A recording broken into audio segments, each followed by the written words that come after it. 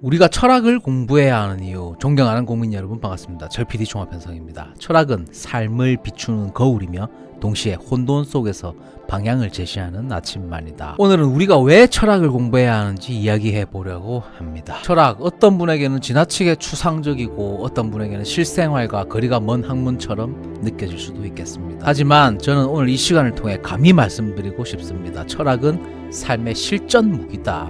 그리고 이 말을 뒷받침하는 근거는 바로 이 책, 야마구치 슈 교수의 철학은 어떻게 삶의 무기가 되는가입니다. 일본 게이오 대학을 졸업하고 오랜 기간 동안 수많은 기업의 인사, 조직, 컨설턴트로 활약해왔으며 현재는 히토스바스 대학교 경영관리과 교수로 재직 중입니다. 즉 단순한 학자가 아닌 현장의 냄새가 밴 사유의 전문가입니다. 그에 져서 철학은 어떻게 삶의 무기가 되는가는 기존의 철학 입문서와는 완전히 다릅니다. 연대기적 배열도 철학자 중심의 설명도 아닙니다. 신근은 사람, 조직, 사회, 사고라는 네 가지 대주제를 축으로 철학을 현실에 적용하는 무기로 전환합니다. 책 속에서 등장하는 50여 개의 철학 개념은 단순한 지식 나열이 아니라 행동의 촉발 장치입니다. 바로 이것이 우리가 철학을 공부해야 하는 그 첫 번째 이유입니다. 첫째, 철학은 비판적 사고의 근간이다. 철학은 우리가 생각하는 방식, 즉 사유의 틀을 만들어줍니다. 프리드리히 니체는 르상티망이라는 개념을 통해 인간의 시기심, 자기기만, 현실에 대한 왜곡을 설명했습니다. 어차피 고급 레스토랑은 필요 없어. 체인점 파스타면 충분해. 이 말은 단순한 현실 수용이 아닙니다. 그가 말한 르상티망은 이루지 못한 욕망을 정당화하는 가치 판단의 변형입니다. 철학을 통해 우리는 자기 자신을 냉정히 바라보는 훈련을 하게 됩니다. 두 번째, 철학은 조직과 사회를 관통하는 통찰이다. 조직 안에서도 철학은 필수적입니다. 에드워드 대시의 예고된 대가 이론은 인센티브 제도가 창의성을 어떻게 억제하는지를 보여줍니다. 딱 그만큼만 하게 된다. 정량화된 보상은 인간의 내재적 동기를 소멸시킵니다.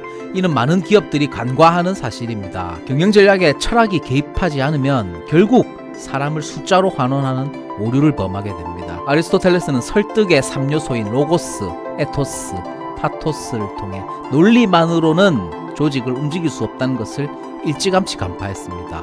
논리 중심의 회의, 보고, 기획서, 하지만 거기엔 인간의 열정과 윤리가 빠져 있습니다. 철학은 그것을 다시 되살려주는 맥락의 재부여 장치입니다. 셋째, 철학은 행동에 책임을 묻는다. 장폴 사르트르의 앙가주망은 철학이 행동과 연결되어야 함을 강조합니다. 나는 행동의 주체이며 그 책임 또한 내 것이다. 조직에서 나는 시키는 대로만 했어 라는 말이 통용되는 순간 우리는 한나 아렌트가 말한 악의 평범성에 발을 들이게 됩니다.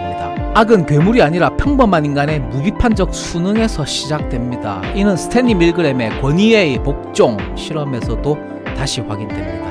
누군가는 말해야 합니다. 그건 틀렸다고. 철학은 바로 그 말을 할 수 있게 만드는 용기의 학문입니다. 넷째, 철학은 리더십을 정제한다. 마키아벨리의 군주로는 카리스마적 리더를 찬양하지만 그의 사상은 존 스튜어트 밀의 악마의 대변인 이론에 의해 보완되어야 합니다. 조직은 카리스마가 아닌 비판과 반론, 다양성의 균형 위에서야 지속됩니다.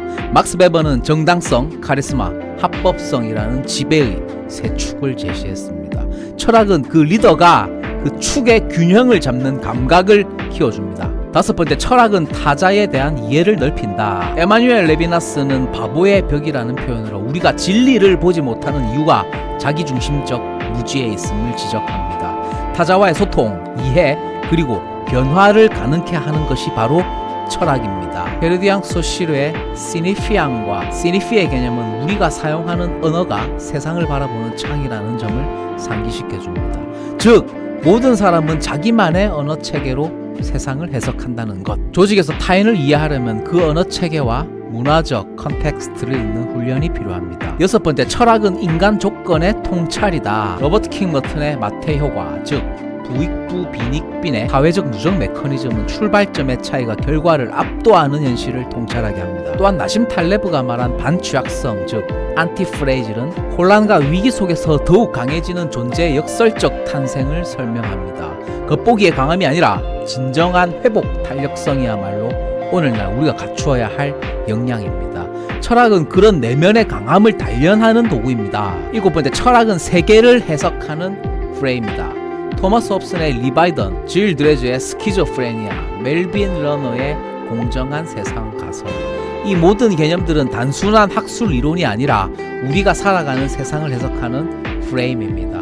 우리는 왜 어떤 일에 분노하고 어떤 일에 무감각하며 어떤 구조에는 쉽게 순응할까요? 철학은 우리 안에 이러한 심리적 구조적 메커니즘을 해부하고 그 안에서 의식적으로 살아가는 기술을 제공해 줍니다. 철학을 공부한다고 해서 당장 세상이 변하지는 않을 수 있습니다. 하지만 철학을 공부함으로써 내가 세상을 대하는 방식은 분명히 달라집니다. 철학은 우리에게 이런 질문을 던집니다. 이대로 괜찮은가?